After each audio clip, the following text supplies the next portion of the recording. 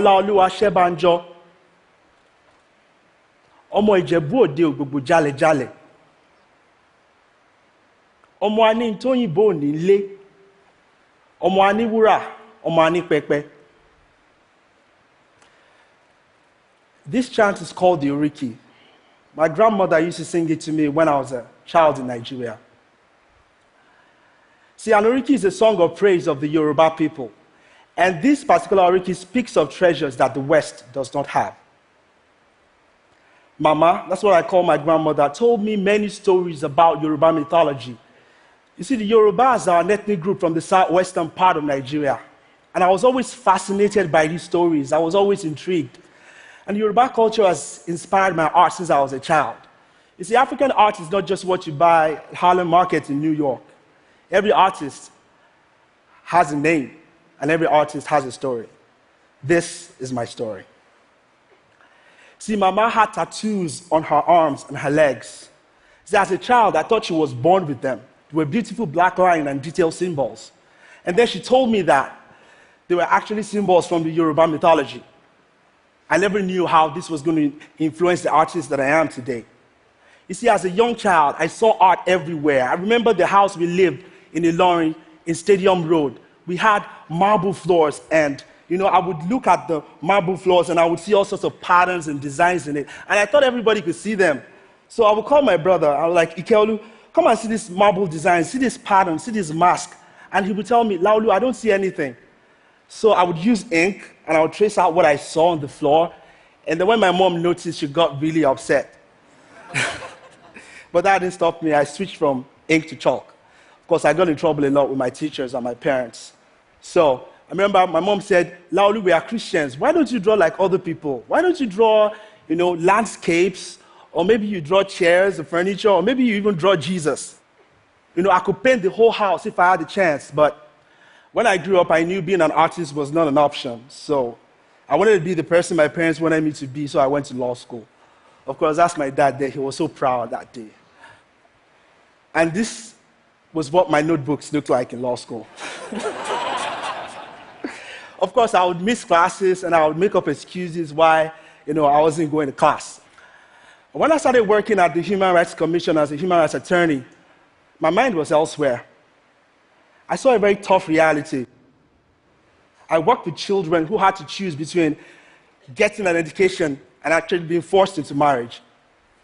I was so frustrated seeing all the injustice around me, and my only outlet was art. So I started painting. This piece is called Dreamscape.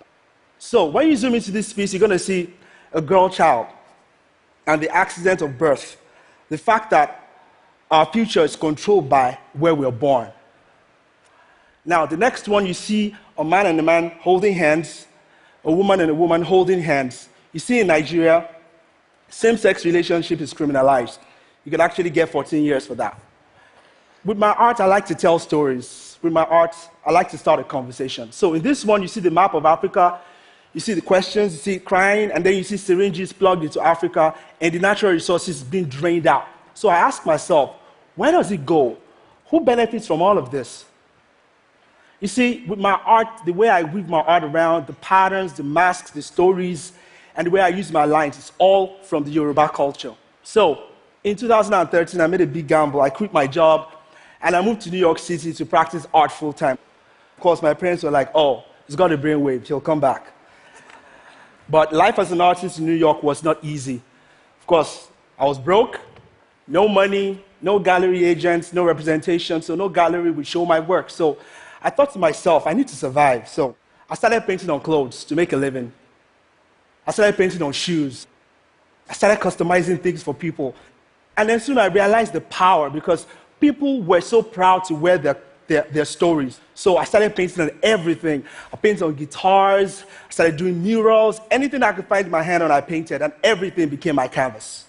So one day, I was going on my Instagram feed, and I saw this picture. It was rain. She took a picture standing in front of my art. And the moment I saw that photo, something happened in that moment. I could actually see my artwork go into her and come out of her, literally. And that's how I started painting on human bodies. As a child, I saw art on the marble floors. I saw art on walls, but now I see art on people's faces and people's bodies. I remember my grandmother, and I realized that most of my creative instincts were actually based on my childhood memories and the art on my mother's skin. Now I look at all the people I paint and I think to myself, like, what would it look like if we all walked around like gods and goddesses from Yoruba mythology? And boom, that is how the sacred art of the Ori was born.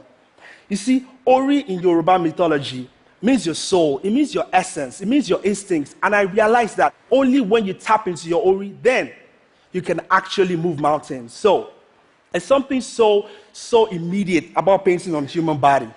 It's something it's like art in motion. It's like a 3D experience.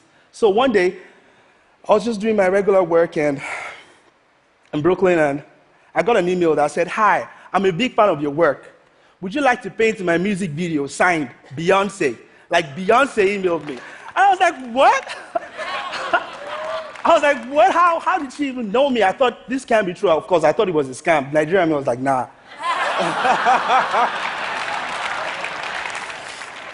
But incredibly enough, it was real, it was true. And things happened really fast. You see, Beyoncé wanted to pay homage to New Orleans, and my art reminded her of her Creole origins. So when Lemonade dropped, of course, boom, everything just went from 0 to 100 real fast. People featured me in magazines, interviews. People stopped me in the street. People knew my name. And sometimes I had to step back and just chill and take everything in. You know, as artists, we work so hard all our lives for our art to be recognized. And for this, I feel blessed. However, the attorney in me is still there. So I use my art to fight for what I believe in. My Yoruba heritage is always there. Well, I'd like to share with you tonight some of my art in motion. Please, welcome with me on stage.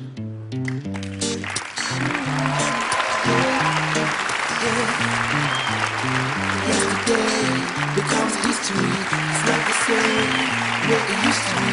Another day. But what can I do to make the clock stop? Now, this is Jelly, and this is Rain. These are the first two people I ever painted in my life. And I spent the past day painting on them. Tonight, they represent my hopes and my fears. Now, I put my fears on the back. I put my hopes in front.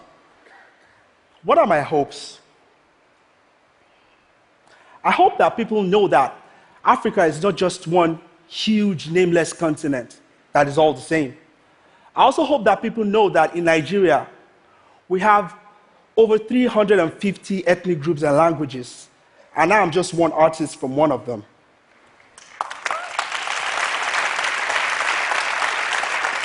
I also hope that you know that I hope I'll be able to change the way people talk about African art on the continent and here. And I hope you know that African art is not just what you buy at Harlem markets in New York.